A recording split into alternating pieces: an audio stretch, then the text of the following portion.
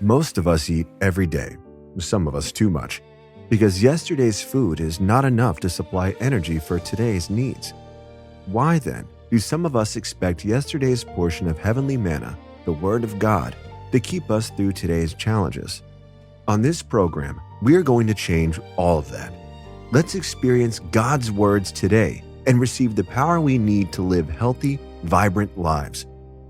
Welcome to your Daily Portion with your host, author, speaker, L. David Harris. Good morning, good morning, good morning. It is Monday, the 20th day of July in 2026. Hello, my name is L. David Harris. I am your host, and this is your Daily Portion, where we give you God's Word every single day, and today is no exception. We are continuing in our lesson study series through the books of 1st and 2nd Corinthians, and our caption for today is Dealing with Scandals. Dealing with scandals, it's no laughing matter, but it just brings back to my mind some things that used to go on the internet. And I'm like, scandalous. Yeah. How do we deal with that, though, among the people of God when it arises? Before we get into that, I'd like to say welcome to everyone joining us, especially those joining us for the very first time. I'm asking you to please go over to yourdailyportion.com. That's www.yourdailyportion.com. I want you to join our online community. Please let us know where you are in the world. And also, please, will you click the contribute button? Because Your Daily Portion Ministries is a listener and viewer supported ministry. Let's go ahead and pray, and then we will get underway. Father, I do thank you for giving us the opportunity to come together again just one more time to open your word. And I'm asking you, please, to give us your mindset. Please, we need your mindset, especially when dealing with scandalous behavior among your people. In Jesus' name I pray. Amen, amen, and amen again. The most important thing to me this morning for this subject is that church discipline is not the same as punishment.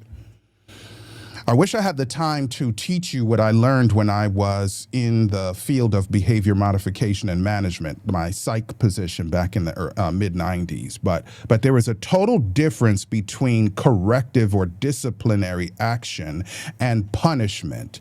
But let me just say, from a biblical perspective, we're pursuing the soul. We're pursuing the soul. If, God forbid, people are taken in a fault or are going down the wrong path to the degree that the church needs to step in as a body, the purpose is really to reconcile the soul to God and preserve the glory of God among the people at the same time. So Jesus went to the cross to save sinners, and every act of correction within the church must carry the same purpose, that same spirit that Jesus showed as he gave his life for us. He could have destroyed us. He could have. But instead, he gave his life for us. When Peter had been so boasty and big-chested and said he would never betray Christ, and then even looking in his eyes right after he betrayed Christ, Jesus still went to the cross. He didn't say, Peter, I told you would do this, so this doesn't apply for you. No, he went to the cross, and then when he took up his life again on that Sunday morning, he told the sister, listen, go tell my disciples and Peter. And then he told the message of hope and that he was going to come back and build with them. But he made sure that Peter was in a position to receive not only that discipline or correction, but that he would go and deliver the soul, the life of Peter. And so our first lesson is coming in from 1 Corinthians chapter 5, verses 4 and 5. And the Bible reads, when you gather together in the name of our Lord Jesus Christ, and I am with you in spirit, along with the power of the Lord Jesus Christ, hand this man over to Satan for destruction of the flesh, so that his spirit may be saved. What? In the day of the Lord. What?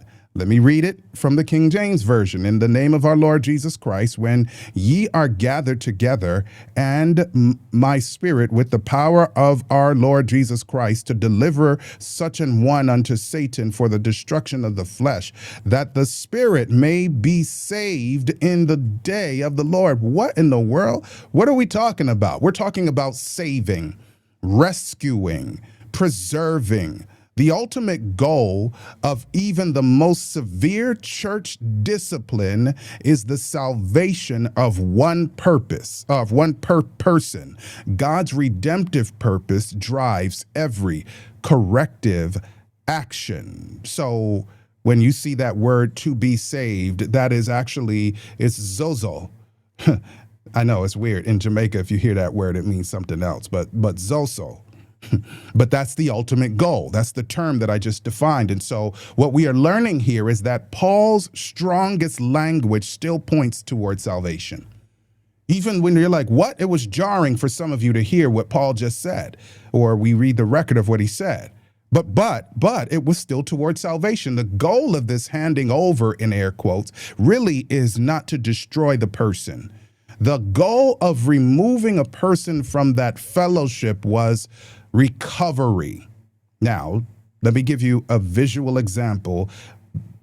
Jesus removed Adam and Eve from the Garden of Eden, but he also set an angel so that the angel would not allow anybody who has sinned to eat from the tree of life.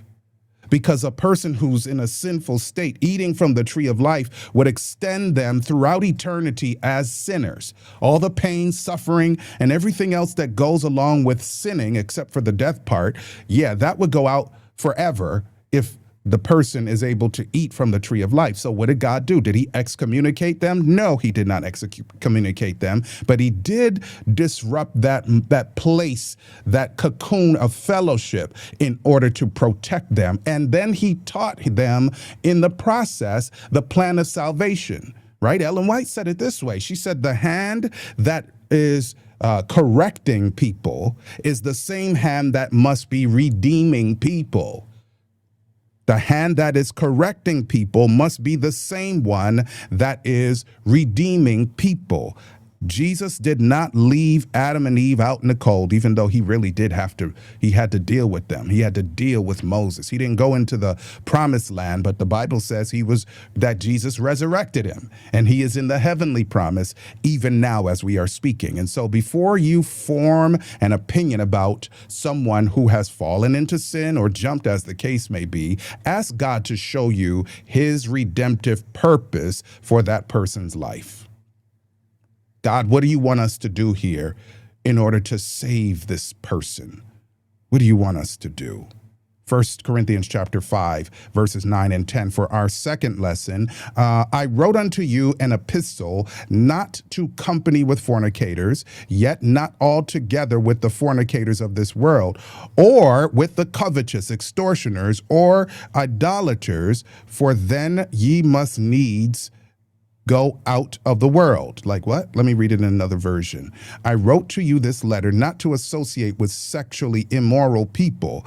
In no way did I mean the immoral people of this world, or the greedy and swindlers and idolaters, since you would then have to go out into the world. So he's saying, he's talking about people who are living in open and blatant sin among the faith fellowship.